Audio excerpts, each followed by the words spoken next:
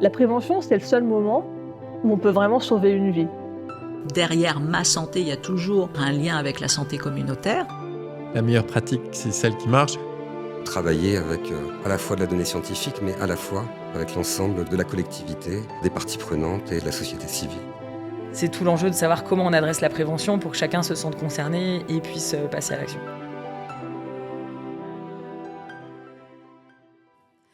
Bienvenue dans Agir pour prévenir, le podcast santé de la Fondation April. Chaque mois, nous recevons un invité dont le témoignage vient nous éclairer sur les innovations en prévention et en promotion de la santé. Aujourd'hui, nous avons le plaisir de recevoir Stéphane Cognon. Stéphane, bonjour. Bonjour. Alors, Stéphane, vous avez 57 ans. Oui. Vous êtes marié, père de 3 enfants. Vous avez très longtemps travaillé dans les travaux publics. Mais aujourd'hui, et depuis 2019, vous êtes patient expert ou plutôt père aidant professionnel. C'est-à-dire que vous accompagnez les patients dans leur parcours de soins en vous appuyant sur votre propre vécu de patient. Vous avez écrit 3 ouvrages sur votre histoire aux éditions Frison Roche. Je reviens d'un long voyage, Candide au pays des schizophrènes, sur votre propre expérience de la schizophrénie. Puis vous avez écrit Je reviens d'un cancer du sein et comment je me suis rapprochée des femmes, également sur votre expérience de cancer. Et enfin, vous avez écrit un dernier ouvrage, Médiateur santé-père, un passeur entre deux rives, sur cette fois-ci votre expérience de père aidant professionnel. Oui, tout à fait. Alors Stéphane, évidemment, première question, est-ce que vous pouvez nous expliquer ce que c'est qu'un père aidant professionnel ? Alors, un père aidant, comme vous l'avez dit, en fait, c'est quelqu'un qui travaille avec son vécu, ce qu'on appelle le savoir expérientiel. Il se trouve que, oui, moi, j'ai été malade quand j'avais 20 ans et puis une rechute à 25 ans, avec donc bouffée délirante et puis ensuite un diagnostic de schizophrénie beaucoup plus tard et de troubles schizophréniques, en fait. Et du coup, donc un père aidant, je travaille avec mon parcours de rétablissement en utilisant en fait ce que je connais de la maladie, à savoir l'hospitalisation, les traitements, les symptômes, pour reconnaître les symptômes de sa maladie. C'est pas toujours facile, mais c'est important de les connaître et de les voir arriver avant que ce soit trop tard. C'est un peu ça. Et donc le père aidant, en fait, il travaille avec son expérience, avec son savoir expérientiel. Voilà, c'est le terme qu'on utilise, c'est-à-dire son expertise du vécu, en fait, qui est, en fait, moi je travaille dans l'équipe soignante, c'est un savoir complémentaire au savoir des soignants. Savoir d'expérience et puis savoir théorique, en fait. On mêle ces savoirs et donc voilà, un père aidant, c'est ça. Et donc j'ai les 2 expériences, effectivement, en santé mentale et également en oncologie. Donc, double expertise de père aidant. Voilà. Et alors, Stéphane, est-ce que... alors évidemment, l'expérience est essentielle puisque c'est là-dessus que le savoir est basé. Mais est-ce que ça suffit ? Est-ce qu'il ne faut pas une formation aussi pour accompagner ? Il y a plusieurs formations. Il y a 2 licences, médiateur santé-père pour la santé mentale, une à Paris et une à Bordeaux. Il y a des diplômes universitaires un peu partout en France maintenant, à Grenoble, à Marseille, à Tours, Orléans, dans le Nord également. Donc, c'est important en fait d'être formé. Effectivement, je pense que... Alors, on peut être aussi formé sur le tas, formé par les établissements. Il y a aussi la Maison Perchée qui forme des pères aidants bénévoles, mais qui forment. En fait, c'est important, effectivement, d'être formé. Je pense qu'on ne peut pas s'improviser père aidant ou patient expert. Il y a plusieurs termes qui ont tous la même particularité, c'est-à-dire qu'on se sert de notre savoir expérientiel. Mais c'est important, effectivement, d'être formé parce que, déjà, il faut, dans son parcours de rétablissement, être au clair avec ses symptômes, être rétabli ou être en cours de rétablissement. Ça, c'est important pour sa propre santé, parce que c'est pas évident de s'occuper des autres. Si on n'arrive pas à s'occuper de soi, si on n'est pas net avec son rétablissement, c'est difficile de s'occuper des autres. Ça, c'est une chose. Mais ensuite, la formation est importante parce que, j'ai utilisé le terme de garde-fou, c'est-à-dire qu'on est dans un domaine... Quand on intervient à l'hôpital, il faut connaître la façon dont fonctionne l'hôpital. Il faut connaître les métiers de l'hôpital, ce qu'on peut proposer, les outils avec lesquels on peut travailler. Et je pense que c'est primordial d'être formé. C'est important. Stéphane, est-ce que vous pouvez nous raconter quel a été votre cheminement et comment vous êtes passé finalement de patient à père aidant et ensuite à père aidant professionnel peut-être Oui, alors ça a été assez long. En fait, moi j'ai eu des symptômes et donc j'ai été malade quand j'avais 25 ans, une rechute à 25 ans. Un parcours de rétablissement, c'est-à-dire suivi par une psychiatre. Mais en fait, ce qui s'est passé durant toutes ces années, c'est que je me suis aperçu que c'était compliqué d'en parler. Moi, j'avais plus ces symptômes, ce qu'on appelle les symptômes positifs ou productifs de la maladie. J'avais plus les hallucinations de délire parce que le traitement que je prenais fonctionnait bien. Donc, j'avais cette chance-là. C'était difficile de se remettre, de se remotiver. Les symptômes négatifs, qu'on appelle les symptômes négatifs dans la schizophrénie, dans les troubles schizophréniques, c'est des difficultés de se remotiver, la désorganisation. Donc ça, j'avais un petit peu de difficulté au début. Après, c'était pour se remettre, quoi. C'était assez classique. Ensuite, j'ai travaillé. Mon père m'a donné un coup de pouce pour travailler dans son entreprise, donc dans les travaux publics. J'ai fait plusieurs métiers dans cette entreprise, même quand mon père a été parti de cette entreprise, et j'ai continué. Mais en fait, ce qui s'est passé avec les troubles, c'est que, en fait, c'était caché, c'était un peu comme un secret de famille chez nous, et on n'en parlait pas beaucoup, et c'était même un peu honteux. Et puis, du coup, ça m'a culpabilisé un petit peu du fait qu'on ne puisse pas en parler. Moi, j'en parlais avec ma mère et ma psy, mais c'était tout, quoi. C'était un peu... Mon père, il fallait pas du tout en parler. Mes sœurs, j'en ai parlé un peu parce que j'ai une sœur qui était en études de médecine et qui m'a aidé justement à aller vers les bons médecins. Donc, mais on n'en parlait pas beaucoup. Mon autre sœur, je me suis aperçu qu'en fait, elle avait rien compris de cette histoire. Et du coup, en fait, le fait que ce soit caché un petit peu, ça m'a un petit peu culpabilisé. Au début, j'en parlais, puis je m'apercevais que les gens, ils comprenaient pas. Peut-être que j'en parlais pas bien, ou alors que justement c'était pas une bonne écoute, ou en tout cas, c'était pas les bonnes personnes. On peut pas en parler à tout le monde, et c'est ça. Et finalement, j'ai appris à en parler à personne. Mais ça restait très présent, c'est-à-dire que dans le cabinet de la psy, c'était un peu douloureux le fait que je puisse en parler que là, parce que c'était quelque chose d'un peu honteux et je me suis aperçu au bout d'un moment, en plus de quelques années, déjà avant j'avais rencontré ma femme, celle qui allait devenir ma femme, et ça a été, j'en ai parlé, mais c'est vrai que c'était difficile de trouver les mots aussi, et fallait vraiment choisir les mots, donc vraiment ça, pour être vraiment compris. Là, ma femme, elle a été très cartésienne, c'est-à-dire qu'elle m'a écouté, elle m'a dit, voilà, t'as l'air bien, de toute façon, tu prends un traitement, t'es suivi. Moi, je lui avais proposé d'aller voir ma psy pour avoir si elle avait des questions un peu plus précises, ce qu'elle a fait. Mais ça n'a jamais posé de problème, on en a parlé de manière très ouverte, très claire. Mais arrivé à un certain moment, j'avais envie, en fait, de faire mon schizo-out. C'est-à-dire que en fait, ça me démangeait vraiment en fait donc j'ai écrit en fait sur ma petite histoire, sur mon parcours de rétablissement, sur les personnes que j'ai rencontrées, ma psy, ma famille, et du coup, donc j'ai eu la chance d'être édité, et du coup, suite à la publication de ce petit livre dont vous avez donné le nom là tout à l'heure, le titre. Je reviens d'un long voyage.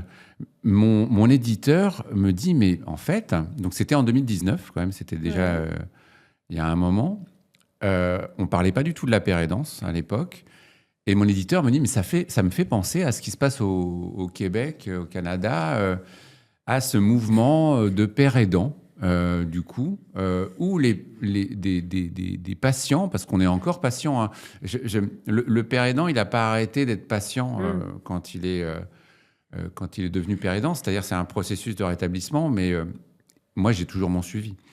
Du coup, il m'a parlé donc de ce métier de père aidant.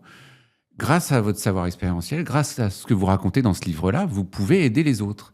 Et ce qui s'est passé, c'est que j'ai écouté, je me suis renseigné, j'ai vu qu'il y avait une licence médiateur santé-père, et puis j'ai commencé à faire un petit peu de promo avec ce livre, et je me suis rapproché des aidants, du collectif schizophrénie, et également de l'UNAFAM, et au collectif schizophrénie, les personnes que j'ai rencontrées là-bas, qui sont un peu des personnes qui sont un petit peu déçues de la psychiatrie, en tout cas qui cherchent d'autres pistes. Et quand je me suis rapproché d'eux, ils m'ont dit, mais pourquoi tu t'occuperais pas de... Donc c'est les aidants, c'est des parents de proches malades. Pourquoi tu t'occuperais pas de nos enfants? Et c'est comme ça que j'ai commencé à improviser des séances de père aidance avec ce que je connaissais, ce que je pouvais proposer. La première personne que j'ai vue, c'est quelqu'un, je l'ai vu chez lui, je vois qu'il a des guitares. Et moi, je joue aussi de la guitare. Je me dis, ben, tu joues de la guitare, ça peut être en fait un... Et ça a été un lien, le premier lien qu'on a eu. Je dis, écoute, si tu veux, je t'aide à raccorder ta guitare. J'amène la mienne. Et puis on fait une discussion musicale. Et en fait, on faisait une séance en faisant un petit peu de guitare et ensuite en discutant des troubles. Et en fait, ça allait... C'est quelque chose que j'ai improvisé, c'était de la pérédance. Et ça, voilà, ça a commencé comme ça. Et ensuite, donc j'ai vu qu'il y avait cette licence médiateur santé-père, qui était encore, on appelait une licence expérimentale, mais qui quand même proposait une licence, une formation et en même temps un poste. C'est-à-dire que en alternance, tout d'abord, en fait, on passait un entretien d'embauche auprès d'un établissement. Et ensuite, on pouvait faire la licence, 1 semaine de licence et 3 semaines sur le terrain, avec un CDD signé avec l'hôpital, à l'hôpital en tant que père aidant professionnel. Parce que moi, je travaillais, donc je pouvais pas tout abandonner. Ouais. Et, voilà. Et donc, ça m'a permis de faire ça. Et cette licence, en plus, elle est, pour les établissements, c'est très intéressant parce qu'elle est financée par l'ARS pendant l'année ou les 10 mois de la formation. Elle est payée par l'ARS. Et ensuite, les établissements proposent, nous, le GHU, propose de passer en CDI et après cette licence et après le diplôme obtenu. Et ensuite, c'est l'établissement qui prend le relais. D'accord. Donc voilà. C'est vraiment un peu les hasards de la vie et voilà, qui vous ont amené d'abord à exercer bénévolement, on va dire, et puis ensuite à vous professionnaliser. C'est ça. D'accord. C'est ça. Et c'était un peu comme si les planètes étaient alignées parce que tout s'enchaînait bien et se passait bien parce que oui, je faisais un peu mes armes. J'ai fait aussi un diplôme universitaire sur le rétablissement qui m'a permis de me former pour pouvoir accéder à cette licence. Et ensuite, la licence, et là, ça fait depuis 2019 où je suis père aidant professionnel au pôle 15 de GHU Paris. Donc, pôle 15, c'est le 15e arrondissement. Concrètement, c'est quoi le quotidien d'un père aidant à l'hôpital? Comment ça se passe? Alors, moi, je travaille à 60%. Le lundi, mardi, mercredi, donc au GHU. Au départ, ça a été assez... On m'a proposé de travailler, comme je travaillais 3 jours, de travailler dans 3 lieux différents. Au CMP le lundi, donc c'est le centre médico-psychologique, je crois que c'est ça. C'est-à-dire, c'est les consultations et puis aussi des programmes d'éducation thérapeutique du patient. Alors, je suis désolé, c'est des termes, c'est l'hôpital. J'essaierai d'expliquer petit à petit. Donc, des programmes d'éducation thérapeutique du patient, c'est comment gérer sa maladie, comment chaque patient, avec de l'information et qui se sert de ce qu'il connaît aussi de la maladie, comment il gère les symptômes, puisqu'il les connaît mieux, puisqu'on en discute, il les reconnaît. Les traitements, ça c'est très important, les traitements en psychiatrie, c'est une maladie chronique, on est obligé de prendre des traitements tous les jours ou tous les mois en injectable, mais il faut connaître ces traitements. Et puis bien sûr, c'est des traitements qui sont lourds aussi. Quand on connaît ces traitements, on aborde aussi les effets secondaires. Voilà, donc ça fait partie en fait de ce qu'on peut évoquer. Et on parle du rétablissement. On évoque ça dans les programmes de psychoéducation ou d'éducation thérapeutique du patient. Donc ça, j'en faisais et j'en fais toujours au CMP. Ensuite, j'allais à l'hôpital de jour. Donc, hôpital de jour, c'est pas un hôpital, justement, mais c'est un endroit où, en fait, les personnes qui sortent de l'hôpital, pour se rétablir, des personnes qui ont du mal à se réinsérer, on leur propose des ateliers en vue d'une réinsertion professionnelle. Peu importe où pour se rétablir, ou pour travailler dans des associations, enfin, en tout cas, pour avoir une activité. Et le but aussi, c'est, quand on sort de l'hôpital et qu'on retourne à la maison, c'est aussi de se mobiliser pour des ateliers, des activités. Oui, de reprendre des habitudes. De reprendre des habitudes. C'est ça qui est difficile parfois. Parfois, on a des médicaments qui sédatent un petit peu. C'est difficile de se lever. Et puis, quand on n'a pas d'objectif dans la journée, c'est d'autant plus difficile de se lever. Donc, l'hôpital de jour peut proposer, de se réadapter, de repartir dans la vie et de se rétablir. Donc ça, c'était l'hôpital de jour, le deuxième jour. Et ensuite, je travaille au C3RP. Toujours. C'est un centre de réhabilitation et de rétablissement. On fait, encore un terme, de la remédiation cognitive. Et puis, ça, c'est pour réapprendre. Quand on a des fonctions comme la mémoire, en fait, qui a été un petit peu... qui est un peu difficile parfois, on a du mal à ne serait-ce que relire un livre, parce qu'il faut réapprendre, faire retravailler la mémoire, l'attention. Et donc, le C3RP, ce centre de réhabilitation, aide à retravailler ces fonctions. Et là, moi, là-dedans, je travaille au C3RP, où en fait, je fais des entretiens post-diagnostic. C'est-à-dire qu'en fait, il y a un médecin qui va donner... dans une consultation qui n'est pas longue, qui dure 15-20 minutes, qui va faire une annonce diagnostique. Et cette annonce diagnostique, elle peut être des fois lourde quand il y a des troubles schizophréniques, bipolarité, troubles du spectre autistique. Donc tout ça, c'est difficile quand même à recevoir dans une simple consulte. Donc en fait, ce qu'a proposé, c'est Dr Amado au C3RP, qui propose, suite à cette annonce, est-ce que vous voulez discuter avec un père aidant? C'est quelqu'un qui a eu, lui aussi, une annonce d'un diagnostic d'un trouble sévère, d'un trouble psychiatrique sévère. Est-ce que vous voulez discuter avec lui? Donc en fait, ça peut désamorcer un petit peu les choses. La difficulté de partir avec un diagnostic plutôt au bout d'une simple consulte d'un quart d'heure, 20 minutes. Donc ça, c'est... En fait, alors je ne travaille plus maintenant à l'hôpital de jour, mais j'ai d'autres fonctions. Je travaille au CMP donc pour ces groupes d'éducation thérapeutique du patient, c'est-à-dire qu'en fait, moi, mes journées, c'est préparer les groupes, faire des fois des consultes en individuel.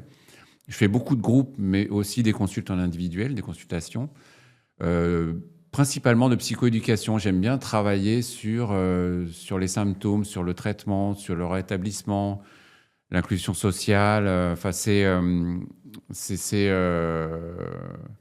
Et puis comment vivre avec un diagnostic, avec une maladie chronique. Voilà. C'est tous ces sujets qu'on aborde. Et le fait d'être un père aidant, d'être quelqu'un concerné par la maladie, en fait, ça facilite les choses, quoi. Et du coup, les programmes d'éducation thérapeutique du patient et de psychoéducation, je les co-anime avec des infirmiers. D'accord. Parce que justement, c'est ce que je vous disais sur les différents savoirs, c'est des savoirs complémentaires. Et on travaille bien ensemble dans ces groupes-là, justement, pour aller d'un savoir à l'autre, de l'information... du savoir expérientiel, des mises en situation, des choses comme ça. Et alors justement, comment c'est accueilli au sein des équipes de soignants et des professionnels de santé d'avoir finalement entre guillemets un non-professionnel de santé, en tout cas, qui arrive, voire même un patient en fait, qui finalement arrive et avec qui on va collaborer. Enfin, comment c'est perçu et puis comment ça s'organise, le travail en commun C'est beaucoup mieux perçu que quand ça a démarré la licence. Au départ, c'était un diplôme universitaire en 2012. Le premier DU de médiateur santé-père, ça a été très mal reçu. En fait, il n'y avait pas eu beaucoup de communication et il y a eu même une grève des soignants lors de la première promotion. Donc, ils se sont retrouvés au GHU et du coup... Ça a été très mal reçu parce qu'on ne comprenait pas, effectivement, comme vous dites, voilà, c'est un patient qui vient dans l'équipe de soins, qu'est-ce qu'il vient? Il vient espionner, qu'il vient faire là, en qu'est-ce fait? qu'il vient Ouais. faire là? C'est pas le lieu. Franchement, ça a été les pionniers, moi je leur tire mon chapeau, parce que ça a été très très compliqué. Il y a eu donc du coup, je crois, un diplôme universitaire en 2012.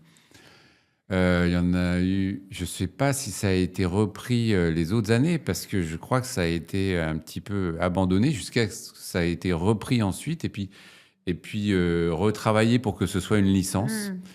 Et puis avec ce système qui évite la précarité, c'est ce que je vous ai dit, on est en poste, donc on apprend notre métier, mais en même temps on est en poste.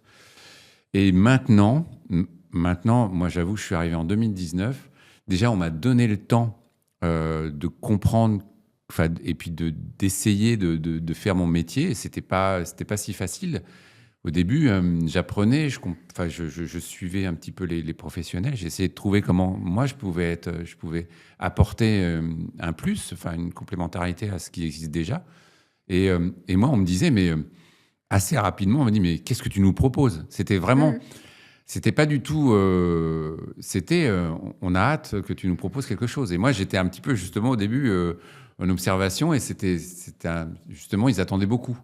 Et alors, ce qu'on fait maintenant, ce qui n'existait pas quand je suis arrivé en 2019, mais qui a existé après en 2020, c'est que les équipes sont formées à l'accueil des pères aidants. C'est-à-dire qu'en fait, il y a un père praticien, c'est-à-dire c'est un père aidant suisse qui est venu, qui vient maintenant nous aider, qui est au GHU depuis pareil, il a dû arriver en 2019 quand je suis arrivé aussi, 2020. Pour former les équipes à l'arrivée du père aidant. C'est-à-dire qu'avant qu'il arrive, que les équipes disent moi, je me sens pas à l'aise, ou qu'est-ce qu'on va pouvoir lui proposer, ou alors au contraire, j'ai plein d'idées à lui proposer, et voilà. Donc en fait, on forme les équipes, et ensuite, dans une partie de la formation, le père aidant arrive et est confronté à ses équipes, ou en tout cas se présente, et puis voilà, et on apprend à élaborer le projet. Le projet, il est déjà imaginé avant l'arrivée du médiateur santé-père, mais ensuite on l'élabore ensemble avec ce que peut apporter le médiateur santé-père. Justement, Stéphane, qu'est-ce que vient apporter le père aidant en plus au sein de l'équipe de soignants et comment qu'est-ce que viennent chercher aussi peut-être les patients auprès du père aidant qui ne trouvent pas auprès des soignants? Enfin, comment ce trio, finalement, fonctionne? C'est vrai que alors, auprès des soignants, c'est vrai que c'est un nouvel interlocuteur. Ils n'ont pas l'habitude d'avoir dans l'équipe un patient. Donc, ça demande parfois une adaptation. Et des fois, ça me fait rire parce que quand je suis dans une réunion ou qu'on travaille ensemble, maintenant j'ai l'habitude de travailler avec les personnes avec qui je travaille, les infirmiers, on se connaît bien, on a l'habitude, on est bien rodés. Mais au début, c'est pas facile parce que ils savent pas comment faire. Ils sont peut-être intimidés, ou alors il y a des choses des fois qui se disent en off que j'entends. Mais qui est un peu normal, c'est un peu la soupape Bien sûr. dans les équipes, parce que c'est difficile, parce que voilà, des fois on se moque, etc., mais c'est pas méchant, ou alors des fois il y a effectivement des mots qui sont un peu déplacés.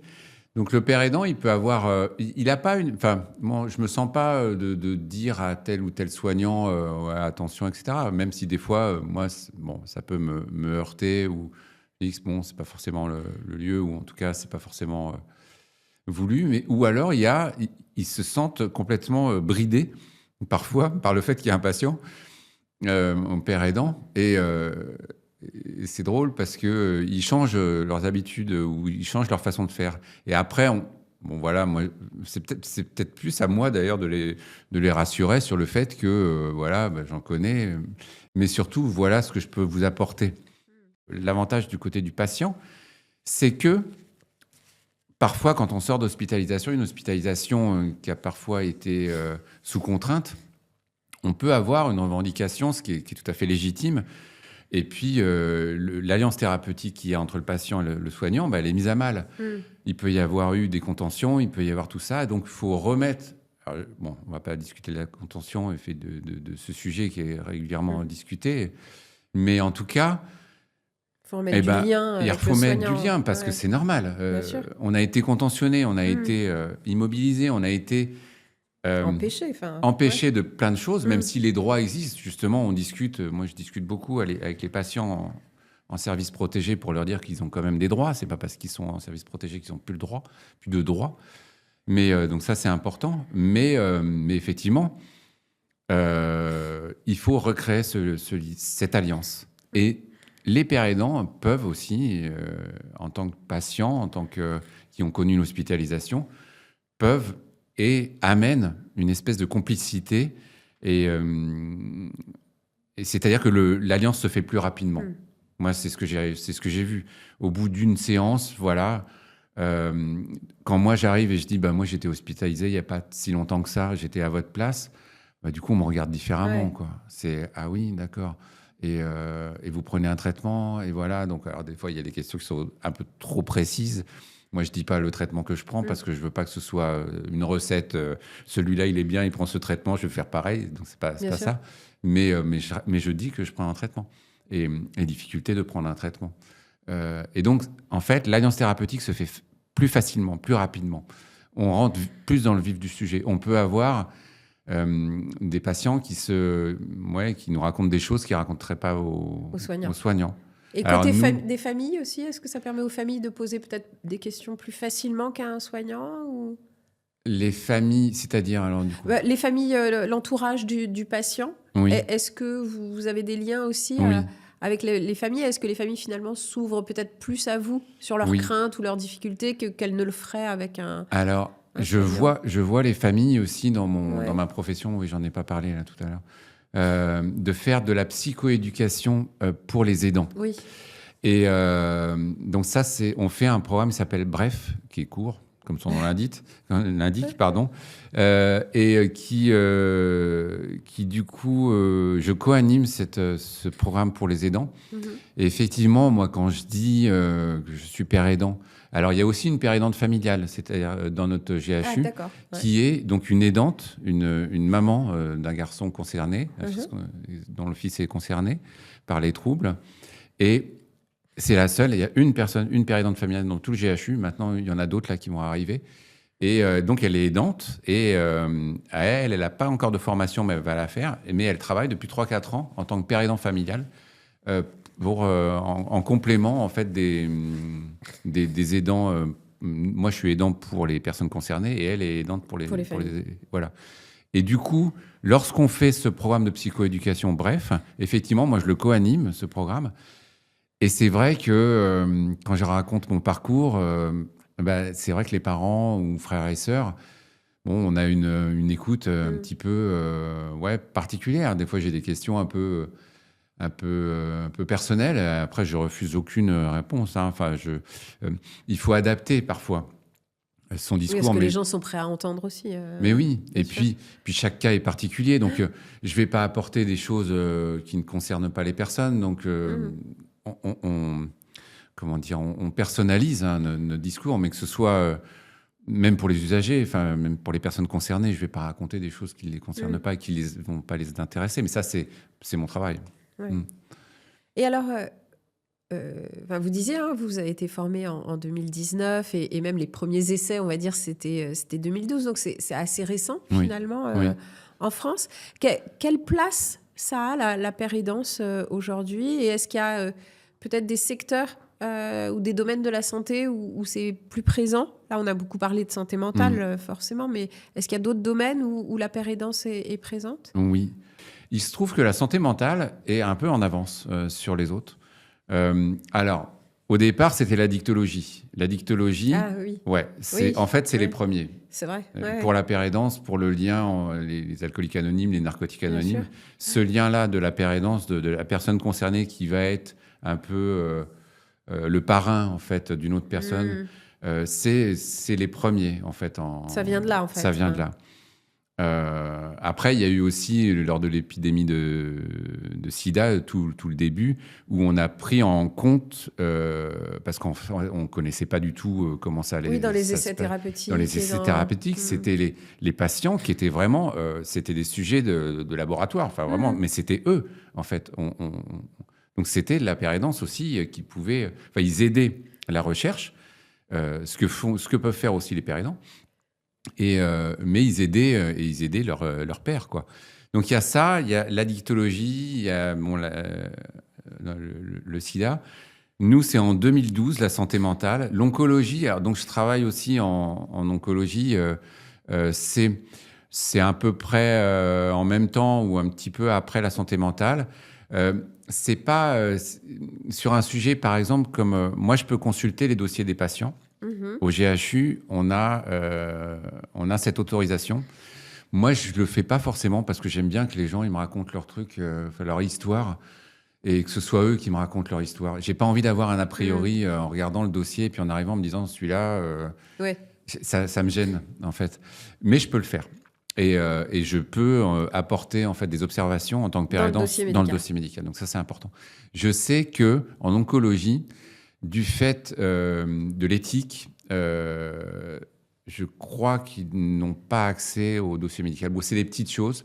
Après, les annonces de cancer et tout le parcours, il est tellement protocolisé que en fait, ils n'ont pas forcément... l'accompagnement n'est pas tout à fait le même.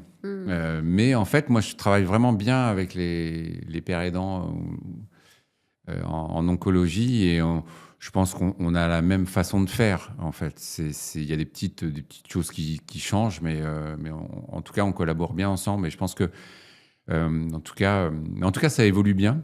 Je pense qu'on en parle de plus en plus. Oui. Au niveau des établissements, là, en tant que médiateur santé-père, là, on est environ 300 maintenant. Sur l'ensemble du territoire. Français, Ouais. 300 à peu près. 300 médiateurs santé-père. Donc après, Ouais. il y a les autres, il y a les pères aidants qui sont formés sur les DU. Ça, j'ai pas forcément les chiffres, mais Et là, professionnel, enfin, en dehors peut-être d'un réseau professionnel. bénévole aussi. Oui, oui, d'accord. il y a aussi les Bien pères sûr. aidants bénévoles. Il y a les associations aussi, c'est des pères aidants bénévoles. Ou des aidants bénévoles. Il y a Ouais. l'UNAFAM, c'est les aidants. Bien sûr. Et après, les associations d'aidants s'ouvrent beaucoup aux pères aidants, donc aux personnes concernées. Franchement, il y a une belle évolution. On est non seulement, moi, j'ai parlé de mon travail en tant que père aidant du pôle 15, mais en fait, j'ai aussi un rôle institutionnel. C'est-à-dire qu'il y a une communauté de pratique. Maintenant, on est une dizaine de pères aidants, de médiateurs santé-père et accompagnants en addicto. Et on a une communauté de pratique qui fait qu'on échange sur nos pratiques, sur nos bonnes pratiques, sur la façon de faire notre métier. Donc, j'ai une partie institutionnelle et je participe au comité de pilotage. C'est ça aussi où, en fait, les pères aidants et les patients, dans ce qu'on appelle le partenariat patient et qui est une évolution en fait de la prise en compte en fait de la parole du patient et des pères aidants. On a des rôles au niveau des institutions. Là, au comité de pilotage, mon voisin, c'est le directeur général du GHU, enfin dans le comité de pilotage et notre voix est vraiment importante. Je suis aussi avec la père aidante familiale et avec les associations pour décider et pour travailler sur le projet patient du GHU. Donc, c'est vraiment un rôle qui s'étoffe, qui est plus seulement dans notre... qui évolue. Et c'est important. Ouais. Et alors, du coup, là, vous dites, 300 à peu près, finalement, une pratique assez récente. Est-ce qu'on a quand même un peu des évaluations, des retours sur ce que ça apporte vraiment, ce que ça change Pas beaucoup. En fait, moi, je travaille sur un projet de recherche donc en oncologie. Ça s'appelle Parole Onco. Et c'est un programme de recherche qui a été lancé au Québec En fait, le but, c'est justement de voir ce qu'apporte la pérédance. Alors, du coup, là, c'est en oncologie, mais moi, dans ma particularité, ça va être les personnes que je vais accompagner. Là, on a commencé un petit peu, que j'accompagne, vont avoir un trouble psy plus une annonce de cancer. Et on va suivre. Donc là, il y a une chargée de recherche qui va me suivre et qui va, grâce à des questionnaires et grâce à en fait, quelques observations, va pouvoir suivre comment, voir qualitativement quel est l'apport du père aidant auprès des patients. Donc ça, c'est une étude qui a lieu maintenant. Il y a des études à l'international, mais en France, il n'y a pas grand-chose. Il y en a une sur les directives anticipées incitatives en psychiatrie, c'est-à-dire, nous, c'est ce qu'on appelle le plan partagé, le plan de prévention partagé. En fait, c'est un document qu'on remplit. Enfin, nous, les pères aidants, on accompagne les personnes à le remplir. C'est-à-dire, c'est un document qui va donner l'impression... Enfin, non, qu'est-ce qui s'est passé pendant qu'on a été hospitalisé ? Qu'est-ce qui s'est bien passé ? Pas bien passé ? Qu'est-ce qui me fait du bien ? Pas du bien ? Ce médicament, moi, il me convient. Et en fait, c'est un dossier, c'est un document qu'on va remplir, et donc les pères aidants accompagnent les personnes concernées pour le remplir, et ce document va être ajouté au dossier des patients. Donc ça, c'est vachement important. Comme ça, leurs praticiens pourront consulter ce document qu'ils ont rempli.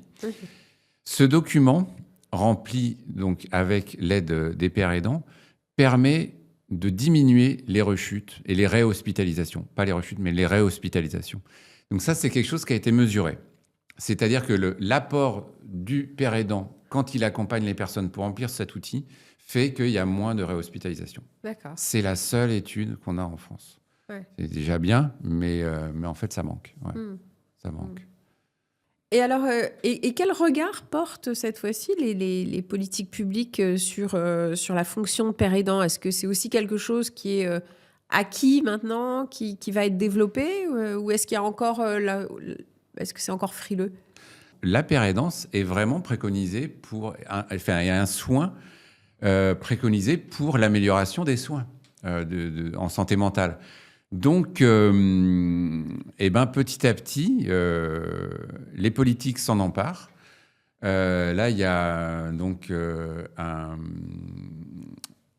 député qui, suite à une consultation en fait, à laquelle j'ai eu la chance de participer, sur justement l'apport du père aidant, qui va proposer il y a une question à l'Assemblée sur le statut des pères aidants.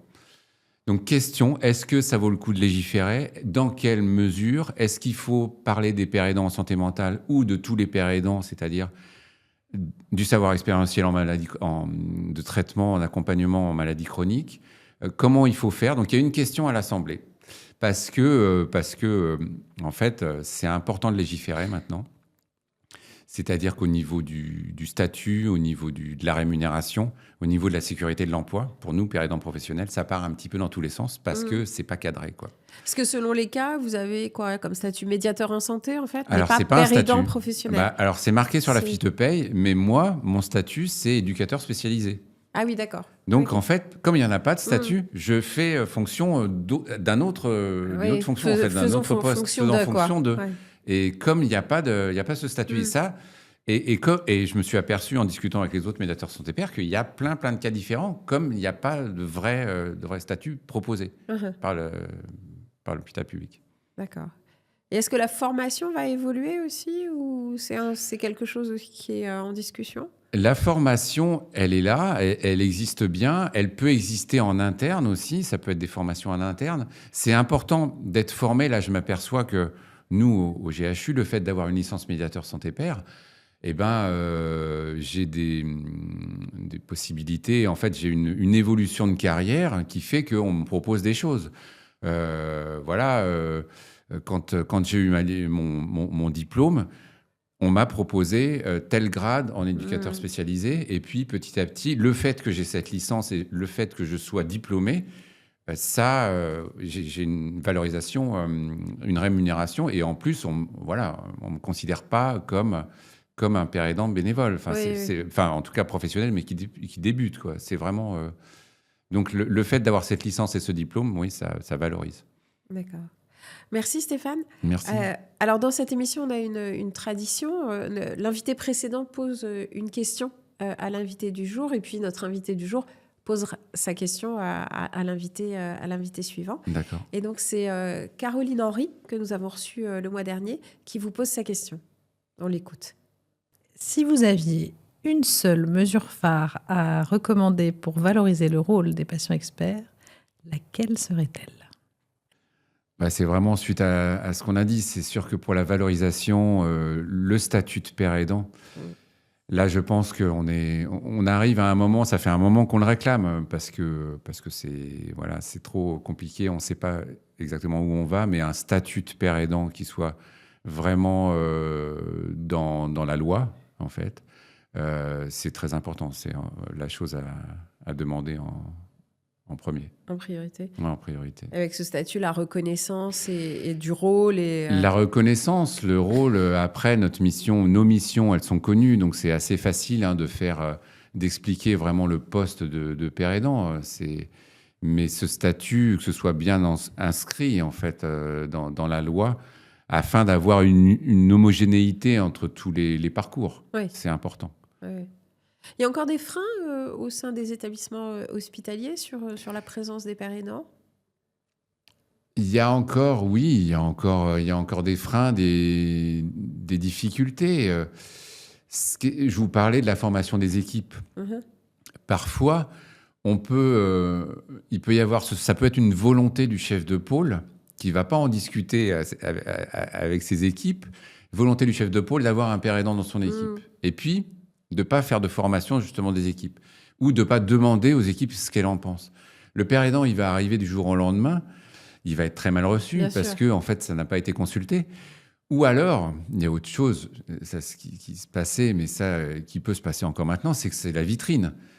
On peut en fait dire que dans notre pôle, on a un père aidant, et puis ça fait bien, parce que ça valorise, ça fait une évolution des soins, c'est la démocratie en santé, enfin voilà, Et en même temps, le père aidant, il n'est pas du tout intégré à l'équipe. Ouais. Il n'est pas du tout.